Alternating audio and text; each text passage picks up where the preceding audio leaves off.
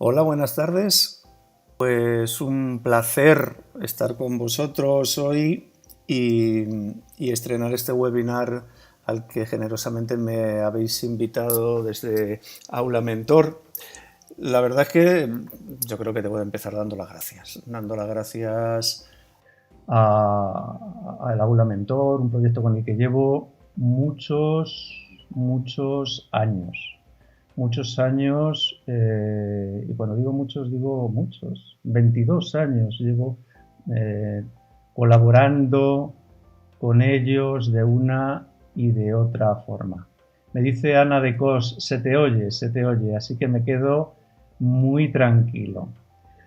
Bueno, quiero daros las gracias, lo primero a vosotros, saludar a todos los compañeras y compañeros con los que compartimos docencia de aquí, también de México. Sé que estáis gentes de México, de Chile, de Colombia o de Perú, donde espero poder ir en algunos meses. Y espero que todo vaya fenomenal. Lo primero que debo de avisaros es algo, ¿no? Sí me gustaría hablaros un poquito, ¿no?, de aprendizaje basado en proyectos, pero y lanzar una pequeña presentación. Será una parte en la que podré contaros, bueno, pues algunas ideas que me gustaría transmitiros en relación a cómo entiendo yo esto del aprendizaje basado en proyectos, y luego tendríamos un momento en el que podamos volver al chat y ya pueda leer por fin vuestras preguntas, vuestras aportaciones y comentar sobre ellas. Como decía, debo empezar dando las gracias a Aula Mentor y saludando no solamente a las gentes que hacen posible este modelo educativo, que yo creo que es fundamental para conseguir pues la equidad y que la educación llegue a todos los rincones del planeta y no solamente a los sitios privilegiados, ¿no?, como son las grandes ciudades. Entonces, esto es una cosa que me enamoró desde el principio del Aula Mentor y ha hecho que lleve tantísimos años encadenado a él, ¿no? Y saludarles a ellos, saludar a compañeros y también saludar a gentes como los amigos de Eduforix, que ayer mismo me enviaban la publicación de una pequeña colaboración, un pequeño artículo sobre aprendizaje basado en proyectos y que, bueno, termina un ciclo o acompaña un ciclo que espero que se haya acompañado con un artículo que está próximo por publicar y que trabaja comprometido con el mundo de las metodologías activas.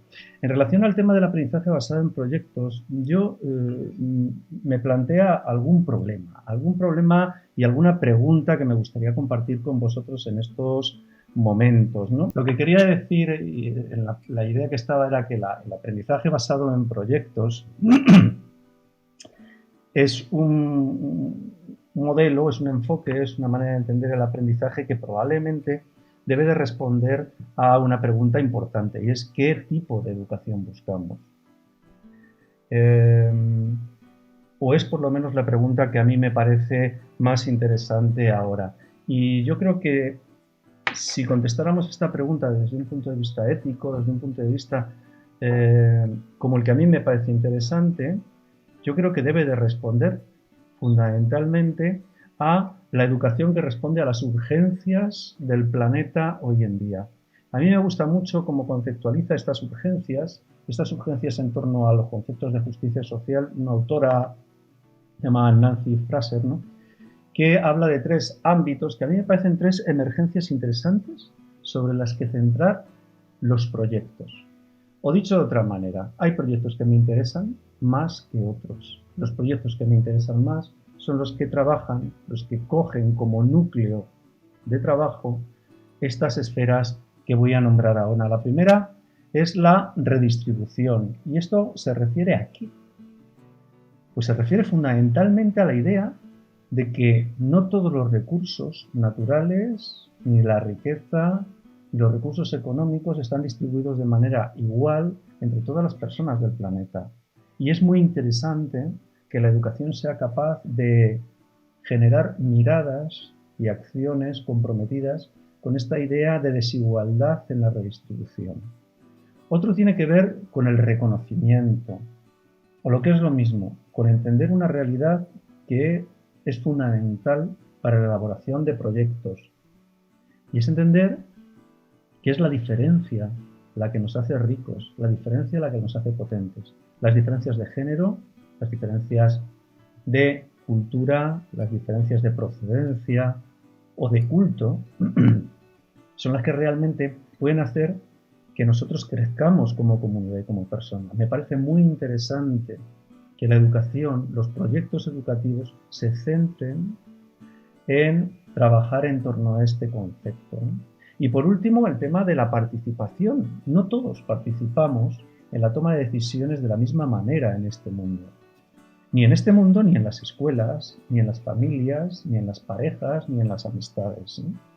Entonces, yo creo que ese es otro gran grupo de proyectos, de temas que deben protagonizar los proyectos que emprenden. Bien, pues a mí estos tres grandes grupos son los que más me interesan a la hora de generar proyectos. Mucho más que otros que no se centran en este tipo de asuntos, ¿no? Fijaros, esto tiene mucho que ver con las necesidades de desarrollo de las habilidades que hacen falta en, en el siglo XXI.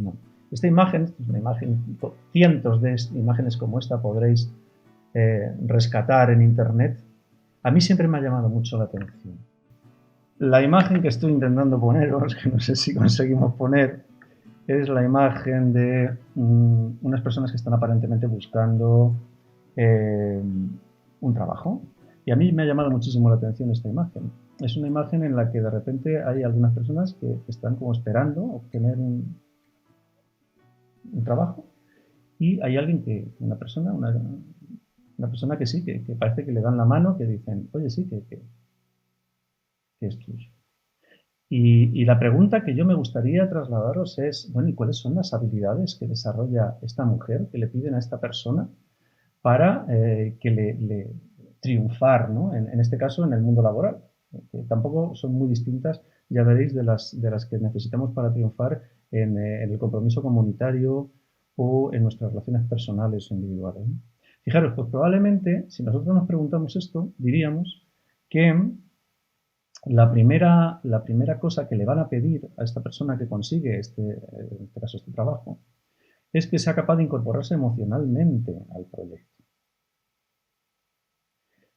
Hoy nadie quiere una persona que se incorpora al trabajo, digamos, de 8 a 3, ¿no? Quieren que forme parte de su vida, ¿no? Formar parte de la familia, ¿no? Del proyecto, ¿no? Esto es algo que parece ser una habilidad que está muy, muy destacada. Otra tiene que ver con la capacidad de trabajar socialmente, ¿no? Ser capaz de liderar ideas, de liderar grupos, de generar habilidades sociales suficientes como para mm, trabajar colaborativamente. Hay otro conjunto de habilidades que tienen que ver con la capacidad de aportar un valor añadido a los productos, ¿no? O dicho de otra manera, ser capaz de ser creativo en relación al desarrollo de estos proyectos, ¿no? Y por último, la capacidad de llevarlo a cabo. Hoy nadie quiere una persona que solamente tiene grandes ideas, ¿no? Lo que necesitamos es alguien que además las pueda llevar, ¿no? a la práctica. Bueno, todos estos cuatro conjuntos podríamos seguir, seguro, ¿no?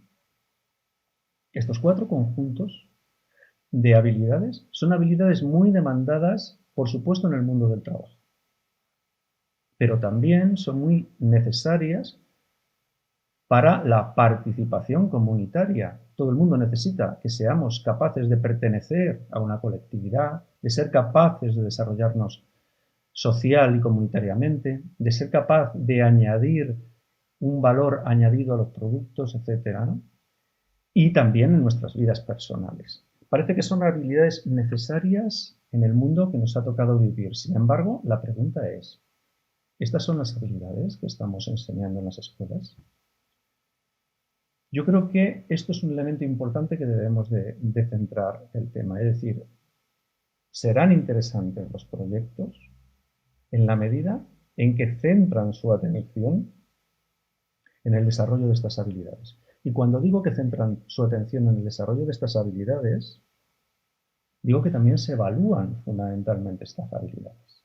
O sea, no se dan por supuestas, ¿no? Que es una práctica desgraciadamente bastante habitual en el desarrollo educativo. Fijaros, os presento algo que ya conocéis, sin duda, todos, la mayoría, ¿no? Que es la famosa taxonomía de Bloom, ¿no?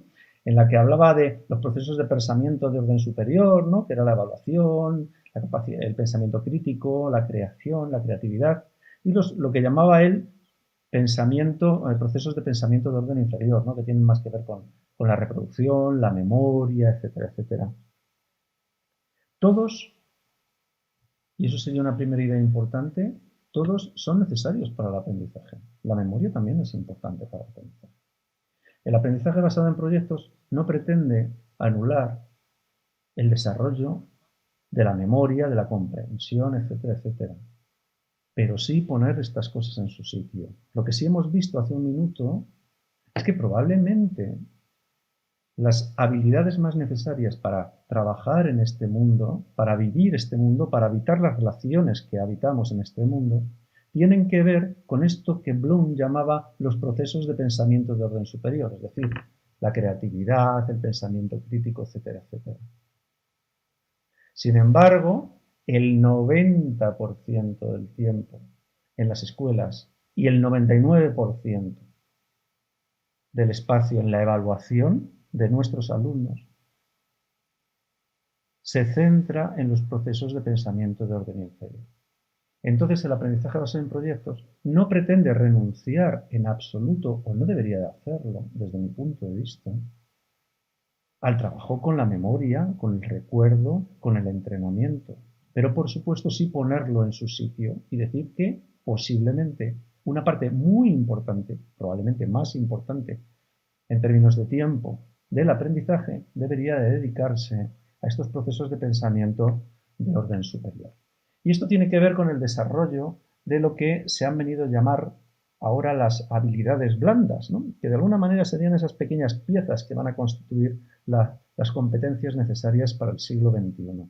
Fijaros, a mí hay una manera muy interesante de poder trabajar con ellas desde la práctica en la educación y que tiene que ver con establecer algunas categorías con estas habilidades que vayan a permitir eh, redactar objetivos con los que podamos trabajar y que podamos evaluar en el desarrollo de proyectos. Unos que van a tener con aquellos objetivos que tienen que ver con entender el aprendizaje como un proceso y no como un producto. El aprendizaje tiene que dejar de entenderse como aquello que supone acumular contenidos y contenidos y contenidos en la cabeza de los aprendices.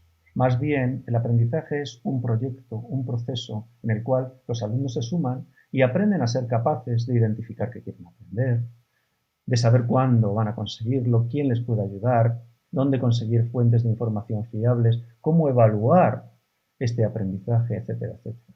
Entonces, todo esto son objetivos interesantes en esta nueva manera de entender el aprendizaje centrado en habilidades y no centrado en contenidos duros, ¿no? Otro tiene que ver con el aprendizaje cooperativo, ser capaz de resolver conflictos, ser capaz de desarrollar habilidades sociales de todo tipo, de liderar ideas, etcétera, etcétera. O capacidades ejecutivas de saber analizar las debilidades y fortalezas que tiene una idea para ser llevadas a cabo. El pensamiento crítico, ser capaz de sumar ideas, identificar razones a favor o en contra de una idea, etcétera, etcétera. El pensamiento crítico, hacer preguntas, ¿no? Que sería una de las grandes habilidades que yo requeriría de los hombres.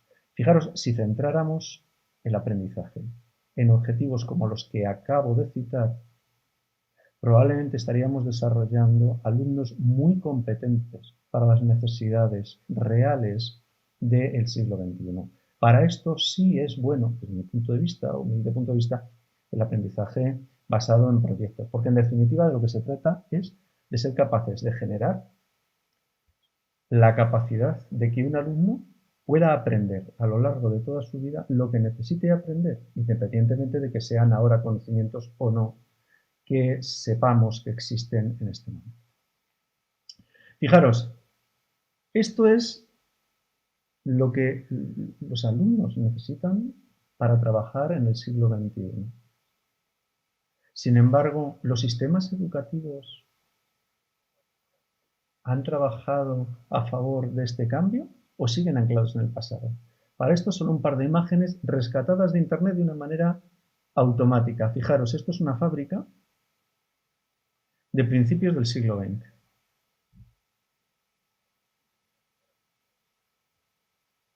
Fijaros, esto es un espacio de co-creación, de trabajo del siglo XXI. Os dais cuenta los cambios radicales entre un modelo de producción absolutamente uniformado y un modelo colaborativo, de liderazgo distribuido, etc. Fijaros en la imagen de una escuela de principios del siglo XX y una imagen de una escuela del siglo XXI. Los cambios son muy reducidos. Bueno, ¿por qué sucede esto? Quizá hay muchas preguntas, pero una de ellas tiene que ver con el currículo, ¿no? Y el currículo, concretamente, podríamos decir que existe una gran diferencia. ¿Qué pasa en el currículo hasta los 6 años y a partir de los 6 años? Hasta los 6 años parece que el currículo se adapta a las necesidades de los niños. Los niños se lo pasan bien, los niños van y aprenden contentos. Resulta que es que el currículo hasta los 6 años se centra en 3 áreas de contenidos generales que tienen que ver con áreas que hablan de las necesidades de aprender del alumno. Hablan de ellos mismos, hablan de su entorno, hablan de sus necesidades de expresión. Sin embargo, cuando llegan a los 6 años, empiezan la primaria, el contenido deja de hablar de ellos y empieza a hablar de las ciencias, de las matemáticas, de la física, la química o el latín. No es de extrañar que los niños a partir de los 6 años dejen de ir contentos a la escuela y empiecen a pensar que lo que están allí aprendiendo no habla de ellos. Fijaros, yo creo que hay una idea muy interesante en el aprendizaje y es el concepto de comprometerse con la idea de que el aprendizaje, en definitiva, lo que busca o lo que debería de buscar es ser capaz de cumplir los sueños de los que aprenden. Cuando un niño aprende a vestirse solo, cuando una persona aprende a relacionarse, a tener amigos, o cuando una persona mayor aprende un idioma extranjero o aprende a manejar un coche, lo hace porque quiere conducir, lo hace porque quiere viajar, lo hace porque quiere ser autónomo cuando es niño. Desde luego no lo hace porque le parezca una labor intelectualmente curiosa o interesante. Eso no pasa nunca. Es decir, aprender, en definitiva, es comprometerse con cumplir tus sueños. Esta es una idea que nos lleva recorriendo durante muchos años y que ha protagonizado en los últimos la creación de un laboratorio, el Laboratorio de Innovación Educativa, que precisamente en su web veréis arriba, a la izquierda, que precisamente está protagonizada esta frase. Y esta frase es no solamente una frase que está ahí puesta, ¿no?, porque queda bonita, sino realmente porque es un compromiso concreto con la finalidad básica del aprendizaje. Un aprendizaje que debería de estar, por supuesto, centrado en esas 3 áreas que yo he comentado al principio, que señalaba Fraser, ¿no?, en relación a la redistribución de la riqueza, el reconocimiento de la diversidad y la participación o el acceso a la participación por parte de todos, ¿no? Fijaros, a mí me gustaría señalaros en unos pocos minutos qué considero que es importante para que un proyecto realmente sea interesante desde el punto de vista del enfoque de proyectos y lo separa de aquellos otros proyectos que simplemente son mediáticos, anecdóticos, etc. Fijaros, lo primero sería abandonar la palabra metodología. La metodología es una receta y creo que es una idea de la que tenemos que renunciar radicalmente, ¿no? Frente a esta palabra a mí me gusta mucho más la idea de Morin, ¿no?, de método, de estrategia. El método es una estrategia. Y a mí me gusta más hablar de enfoque de proyectos que de aprendizaje basado en proyectos o metodología de proyectos. ¿Por qué? Porque es el enfoque, el que nos puede permitir dibujar un marco de pensamiento que nos reúna y que nos permita trabajar sabiendo que el especialista en tu aula eres tú y que el proyecto que desarrolles en tu aula es bueno porque precisamente eres tú el que decides como experto. Es decir, este concepto estratégico de aprendizaje basado en proyectos me parece mucho más interesante que ofrecer recetas que probablemente no llevan a ningún cambio en educación, ¿no? Otro es comprometerse con una idea que ya tenemos cada vez más claro, por lo menos sobre el papel, pero que hay que llevarlo a las aulas. Y es que solamente es posible generar aprendizaje cuando hay un vínculo emocional con el contenido. Solo aprendemos aquello que nos emociona. Con lo cual, la pregunta que tenemos que hacernos no es cómo motivo al alumno, sino más bien qué dice el contenido de mi alumno, dónde está en su vida, dónde lo puede ver, cómo lo puede habitar. Esa es una de las razones por las que titulé al libro sobre aprendizaje basado en proyectos, que es más conocido, Aprendo porque quiero, así, y porque realmente creo que es una parte que debemos de trabajar los docentes y que probablemente está muy desatendida en el diseño didáctico. Generar la intención de aprender. Otro elemento, otra característica que me parece fundamental en el aprendizaje basado en proyectos, si queremos que sean generadores de cambio de escuelas y de personas, es trabajar desde la utilidad. El alumno quiere cosas útiles, no quiere trabajar por conceptos que pueden ser más o menos interesantes. No, quiere algo que le sirva. Y para que le sirva es necesario que trabaje fundamentalmente desde la realidad, desde su realidad concreta. ¿Dónde está en la vida del alumno el contenido concreto que quiere trabajar? Son muy interesantes aquellos proyectos que son capaces de generar preguntas en torno al espacio educativo y al tiempo en educación. Aquellos que generan rupturas y que permiten a los alumnos y a los grupos trabajar juntos, trabajar en el pasillo, trabajar en los espacios abiertos, en el parque, en la comunidad, salir de viaje, es decir, romper las barreras del espacio y también del tiempo, hacer que lo que los alumnos están trabajando en la escuela llegue a las familias, lo que aprenden en las familias llegue a la escuela y con todo eso se genere un continuo, ¿no? Ese concepto de aprendizaje 724 que trabajaremos, del que hablaremos en un momento. Por supuesto, el papel del docente, sobre esto ya hemos hablado, ¿no? Pero es decir, el docente no es aquella persona que transmite contenidos, sino más bien el que es capaz de generar experiencias de aprendizaje nuevas. Hay muchas definiciones ahora mismo sobre las funciones del docente. Yo muchas veces pregunto cuando trabajo con compañeras, con compañeros, digo, a ver, decidme las cualidades que creéis que tiene que tener el docente del siglo XXI, ¿no? Y entonces me dicen cosas, pues tiene que ser dinámico, tiene que ser ta, y normalmente les dejo y luego pongo una imagen de Superman o Superwoman, ¿no? Con la capa, porque claro, han puesto todas unas imágenes maravillosas, ¿no? De una especie de superhombre o supermujer, ¿no? No se trata de esto. De lo que se trata realmente, fundamentalmente, es de que el docente sea capaz de provocar, sea un gran provocador, un provocador de experiencias. El mejor docente es aquel que es capaz de coger al alumno y decirle, el aprendizaje es tuyo, pero yo provoco la experiencia que te obliga a aprender. Esta es una idea muy interesante que cambia radicalmente el concepto de aprendizaje. Actualmente, en estos últimos días, estamos viendo estamos todos ensayando, ¿no? Los modelos de teletrabajo. Fijaros los problemas que estamos teniendo de conectividad aquí hoy, ¿no? Pues en clases más. Y estamos teniendo grandes problemas y estamos todos ensayando, ¿no?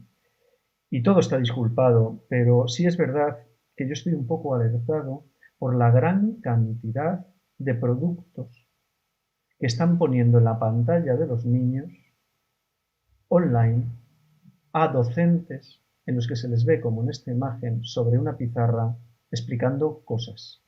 Es decir, cuando ya habíamos roto de alguna manera el modelo tradicional de la enseñanza, la pizarra como elemento de poder, etcétera, etcétera, la necesidad de anclarnos en los modelos telemáticos nos están llevando al peligro de retroceder muchos años. Y esto creo que es importante que no suceda.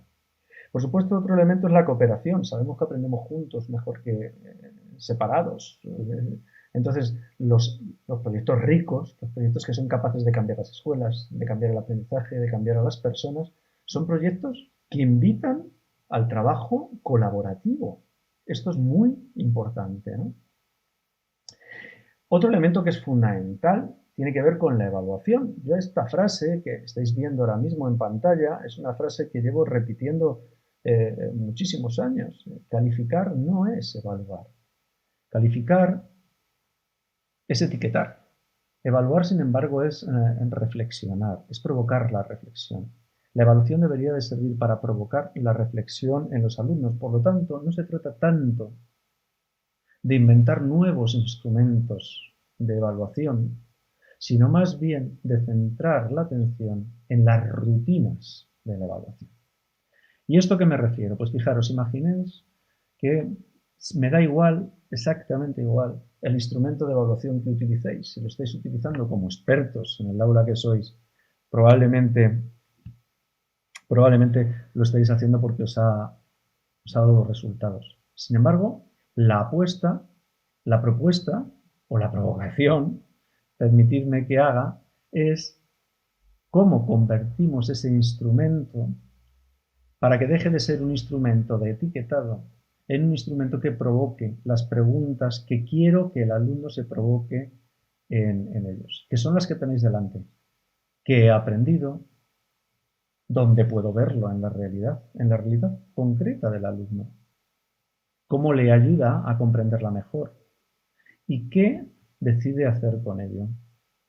Si conseguimos que cualquier instrumento, me da igual el que sea, siga esta rutina de evaluación, probablemente estamos teniendo un instrumento muy enriquecido que nos sirve para dejar de etiquetar solamente y pasar, además de etiquetar, también a provocar la reflexión en nuestros alumnos. Y luego, por último, fijaros, todo esto tiene mucho que ver con este concepto de evaluación de las competencias del siglo XXI, que tiene que ver con la combinación de estrategias, de distintos instrumentos, de distintas técnicas, el que no exista pudor entre situaciones de aprendizaje y de evaluación en la que varios docentes evalúan lo mismo, ¿no?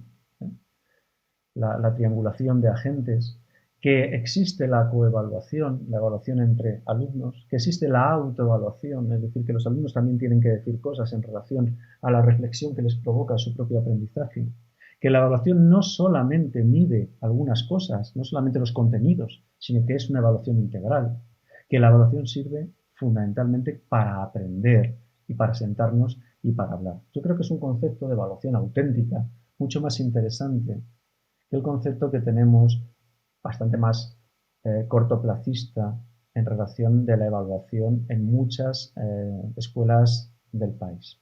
Y fijaros, por último, hay un elemento que a mí me parece muy interesante y tiene que ver con esta imagen, un tanto provocadora.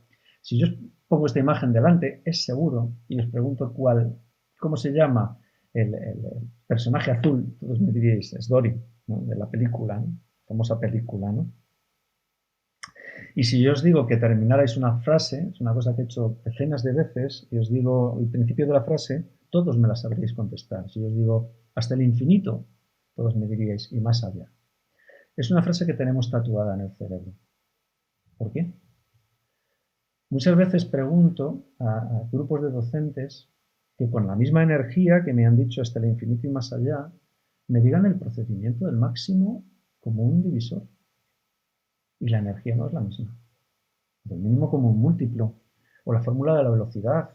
Sin embargo, el número de veces que hemos aprendido en las escuelas el máximo común divisor es muchísimo mayor que el número de veces que hemos visto esta película. ¿Por qué la frase hasta el infinito y más allá se nos queda tatuada en el cerebro y sin embargo no se nos queda el máximo común divisor que la hemos aprendido muchísimas más veces y posiblemente sea mucho más importante? Bueno, pues posiblemente por una razón, y es porque, si bien es cierto que tradicionalmente se dice que aprendemos porque somos seres racionales, lo que sí es cierto es que aprendemos sobre todo porque somos verdaderos depredadores de historias. Aprendemos gracias a las historias. Y esto que tenéis delante es una imagen que lo ejemplifica. Ahí nos están contando, entre otras cosas, probablemente cómo cazar, y nos están diciendo cómo hay que conducir a la caza, dónde hay que dispararla, cómo hay que disponerse. De alguna manera nos están contando con una historia cómo debemos cazar. Es decir, nos están enseñando, pero enseñando gracias a las historias. Sin embargo, esto se ha desvirtuado a lo largo de la enseñanza, y la enseñanza tradicional ha diseccionado el aprendizaje en asignaturas, unidades temáticas, unidades de comprensión, etcétera, etcétera, hasta el punto de que están totalmente desconectadas de la realidad y, por supuesto, de su carácter narrativo. Es necesario, es urgente volver a describir el aprendizaje como una historia. Y en esto sí creo que puede ser interesante el aprendizaje basado en proyectos. Y a esto dediqué mi segundo libro sobre el aprendizaje basado en proyectos, Narrar el aprendizaje. Fijaros, hay muchos modelos, uno de ellos es este modelo, el modelo de Campbell, que se reproduce con el clásico modelo de Aristóteles de los 3 actos y que habla del viaje del héroe, ¿no? ¿Y qué es esto? Bueno, pues traducido a educación es exactamente cómo se construye una historia.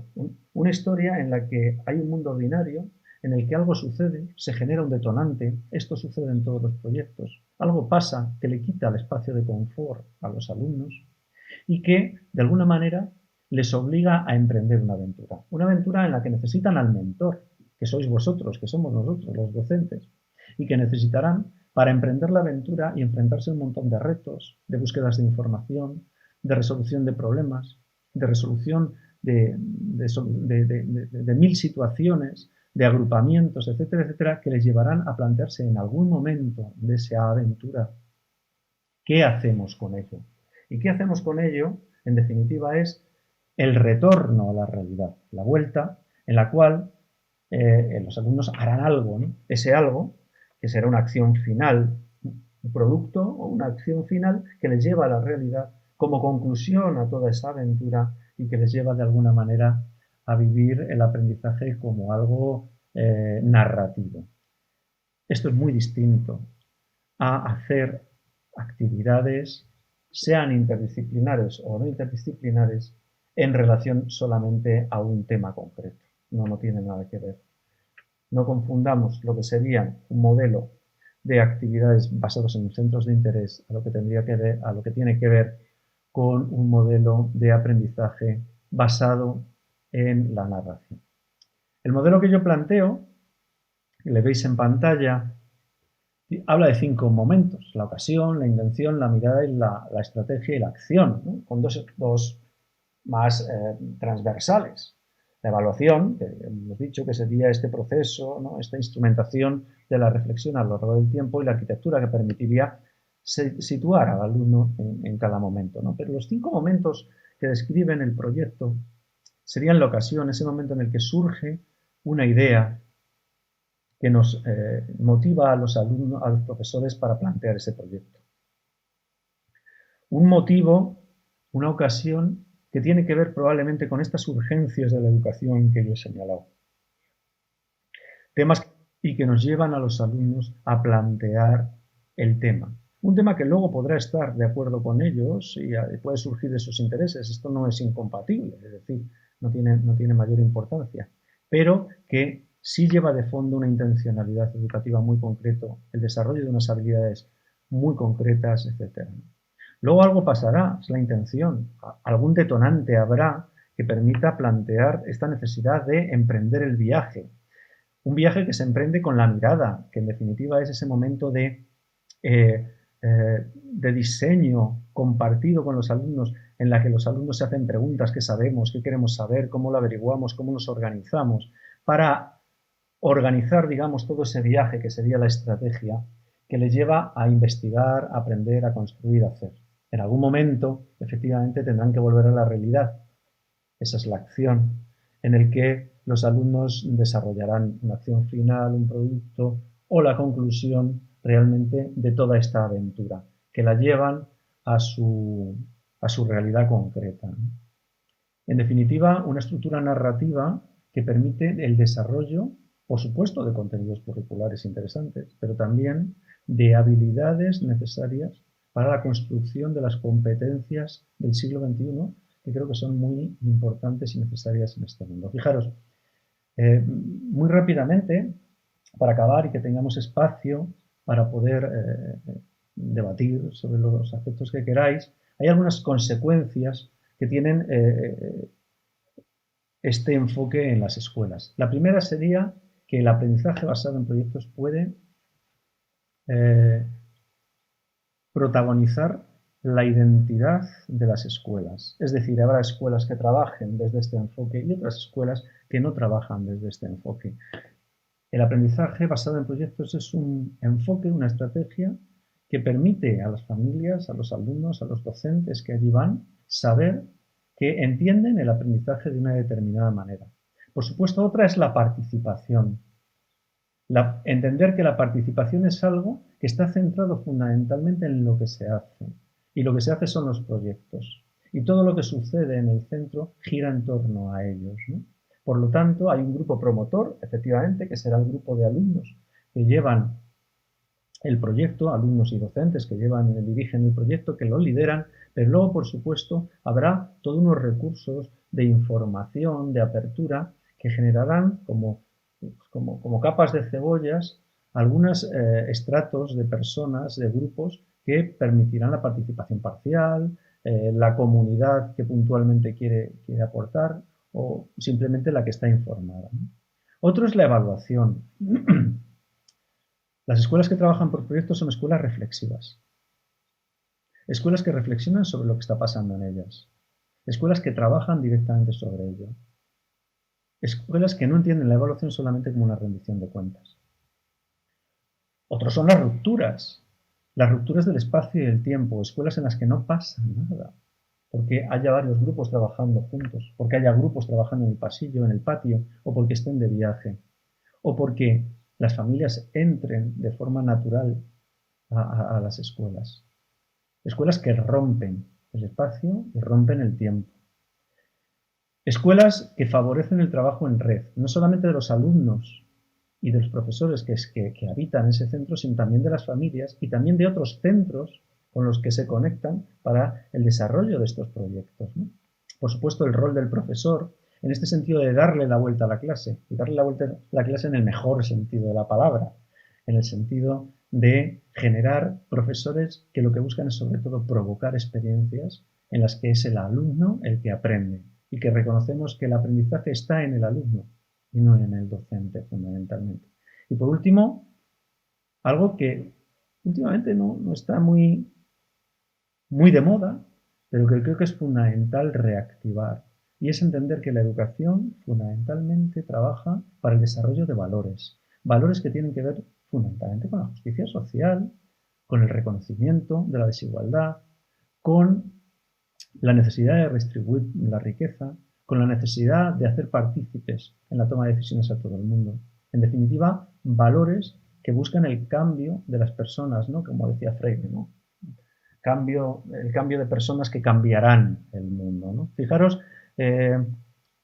dentro de lo que sería el marco, ¿no?, conceptual de la innovación, hay como tres grupos de elementos que sería interesante que tuviéramos centrados, ¿no? Por un lado es la necesidad de construir comunidades profesionales de aprendizaje, comunidades que saben que aprenden, que están en continuo movimiento.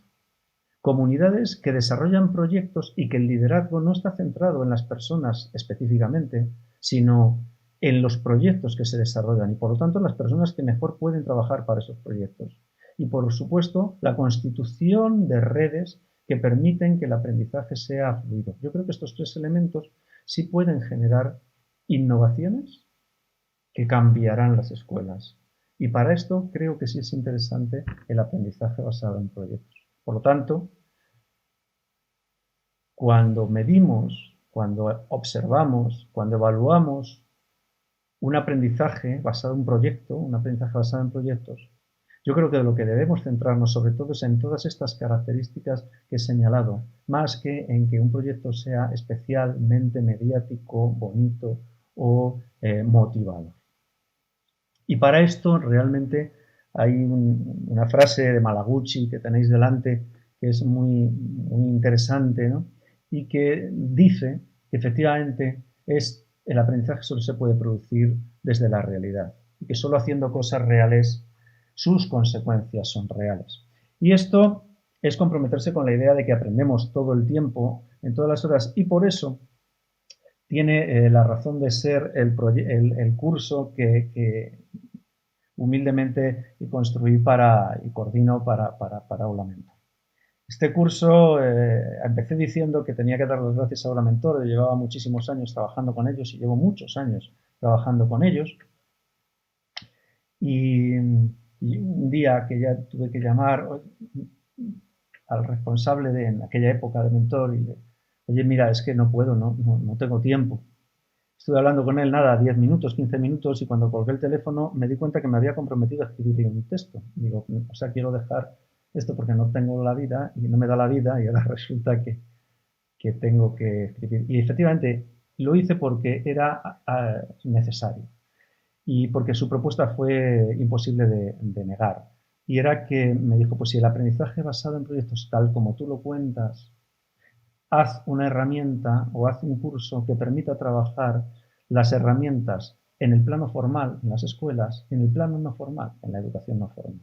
Y efectivamente, es decir, si estamos hablando de romper las barreras entre lo formal y no formal, la escuela, la comunidad, también tenemos que ser capaces de generar recursos, enfoques estratégicos de enseñanza que permitan trabajar la enseñanza en los dos planos. Y esto es un modelo que considero que sí reúne el aprendizaje basado en proyectos y es la razón fundamental de este curso que humildemente hice hace unos años y bueno, yo creo que permite demostrar que las herramientas son similares en uno y otro ámbito. Me pongo a vuestra disposición, en principio, espero que me estéis viendo, y me pongo a vuestra disposición para cualquier idea. Como os decía al principio, hasta ahora no he podido ver el chat durante toda esta presentación y me pongo a vuestra disposición para cualquier cosa que me queráis comentar. Andrea dice una cosa muy interesante, si me permitís rescatar de forma abierta, ¿no? lo que voy leyendo, y dice que hay que cambiar también la idea de que una asignatura vale más que otra. Y esto es cierto. Esto de las asignaturas de primeras y de segundas deberíamos de cambiarlo radicalmente. Y yo creo que lo que sí sería muy interesante es empezar a pensar que todas pueden ser muy interesantes al servicio de lo que se está viendo, ¿no? Y entonces, en este sentido, yo creo que sí que es muy interesante. Hay compañeras que me están hablando, por ejemplo, del método Montessori. Andrés, por ejemplo, me habla de la LOE, dice los fines, el artículo 2.1, la educación en el respeto de los derechos y libertades funcionales de la igualdad. Yo creo que esto es un tema muy importante. Andrés, me alegra muchísimo escuchar ese mensaje. Creo sinceramente que tenemos que centrarnos en lo importante. ¿Y lo importante es todo? Bien. Hay cosas urgentes, probablemente, y yo soy docente, y como docente que soy, tengo que entrar en clase todos los días. Ahora no, que estamos aquí encerrados, pero entramos en clase todos los días. Y cuando entramos en clase sabemos que tenemos que hacer cosas que tenemos que hacerlas. Tenemos que tratar contenidos, tenemos que ver los temarios, tenemos que responder a las preocupaciones de los alumnos en relación a los temarios, la evaluación como rendición de cuentas, etc. Pero creo que es muy importante lo que decía el compañero. Tenemos que centrarnos en lo importante. Y lo importante es, eso hay que hacerlo, pero tiene que servir para trabajar fundamentalmente cosas que sabemos que son importantes en educación, que es los derechos, las libertades, o lo que yo empezaba diciendo en la exposición, las urgencias de la educación en el siglo XXI. Me habláis de aprendizaje y servicio. El aprendizaje y servicio yo creo que es un marco muy interesante. Ahora bien, depende cómo se entienda. Es decir, a mí me parece que el aprendizaje y servicio bien entendido es aquel que conecta contenidos y objetivos educativos concretos con compromiso comunitario. Si esto se entiende así, yo estoy totalmente a favor. Es más, creo que los únicos proyectos interesantes que se pueden hacer son aquellos que trabajan en el marco de esta manera de entender el aprendizaje y servicios. Si entendemos que el aprendizaje y servicios solamente es un acto de buenismo en el cual el norte da cosas al sur, los niños ricos dan cosas a los niños pobres, hacemos una campaña de juguetes para regalarlas, etc. Ahí me interesa sinceramente mucho. Me piden que ponga algún ejemplo. Podría poner decenas de ejemplos, pero tampoco tengo tiempo, no tenemos tiempo para ello, me quedan 4 minutos de emisión, pero os voy a hacer una invitación. Y la invitación es que entréis en mi página, en la página web mía, es muy sencilla, juanjovergara.com, y entréis en la pestaña de proyectos. Y dentro de la pestaña de proyectos podréis ver documentados bastantes proyectos de distintos niveles educativos.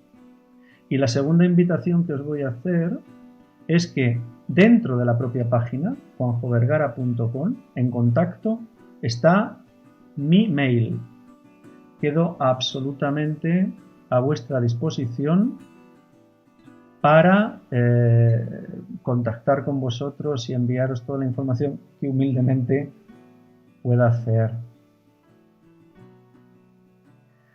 María Ángeles acaba de preguntarme algo fantástico. Dice, ¿cómo se puede llevar a la práctica si el centro decide tener libros? Y es el asunto de los libros de texto. Y permitirme un minuto de hablar de los libros de texto. ¿El aprendizaje basado en proyectos es contradictorio con el uso de los libros de texto? Mi opinión es, no necesariamente. O dicho de otra manera, para mí el enemigo no es utilizar un libro de texto. El enemigo es hacer que el libro de texto te utilice a ti. Entonces, si utilizas un libro de texto como cualquier otra fuente de información, de manera libre, de manera adaptada a tus intereses, puede funcionar perfectamente. Y es más, y yo en esto quiero ser muy práctico. Yo he tenido decenas de compañeras, de compañeros, que se asustaban cuando querían trabajar en el aprendizaje basado en proyectos. En esos casos, prefiero que trabajen con el libro de texto, pero que se sumen a esta manera distinta de enfocar la enseñanza. Deja esta pequeña muleta, este pequeño apoyo, esta pequeña fuente de información y ya iremos viendo qué vamos haciendo con ello. Pero que no haya que renunciar a cualquier muleta que tenga cualquier docente porque no todos son igual de atrevidos. Entonces, en este sentido, María Ángeles, me gusta mucho tu pregunta, te la agradezco muchísimo porque creo que es importante y porque probablemente lo que hay que convencer a ese centro que decide trabajar con los libros es no que deje de trabajar con los libros, que eso me da más igual, sino que empiece a trabajar con los libros de una determinada manera. Y eso sí me parece muy interesante. Queridos compañeras, compañeros, estamos acabando, se acaba el tiempo que tenemos asignado de este webinar, hay muchísimas preguntas, hay muchísimas personas que se han conectado, yo he llegado a contar hasta más de 600 personas que hemos estado conectados y esto ha sido realmente un poco quizá complicado. Desde luego, dar las gracias a Aula Mentor por un espacio tan tonificante que nos hace tanta falta. Yo desde luego estoy siempre encantado de trabajar con vosotros. Quedo a vuestra disposición, desde luego, en la página web, en mi página web, juanjovergara.com, en mi mail, para cualquier cosa que queráis entender y espero que nos veamos pronto, sea en directo o sea en online. Un abrazo.